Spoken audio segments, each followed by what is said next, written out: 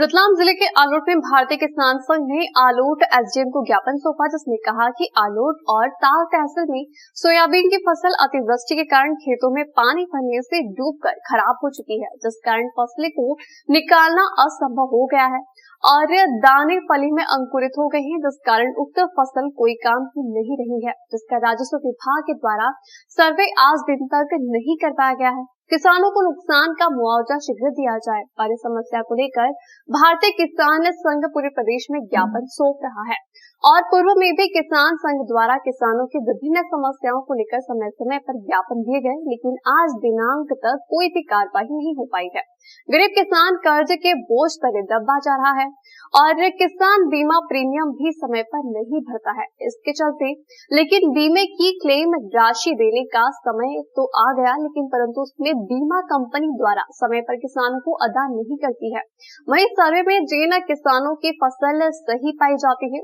उन्हें छोड़कर जिन छोटे मोटे किसानों की फसल मौके पर नष्ट पाई जाती है, उन्हें शीघ्र ही बीमा क्लेम राशि व मुआवजा राशि का भुगतान किया जाए। वहीं मध्य प्रदेश शासन को अपनी मांगों को लेकर किसान संघ ने चेतावनी भी दी है कि अगर मांगों को शीघ्र पूरा नहीं किया गया तो उग्र आंदोलन करेंगे और इसकी जवाबदारी प्रशासन की रहेगी। पाई जाती है उन्हें शीघ्र ही बीमा क्लेम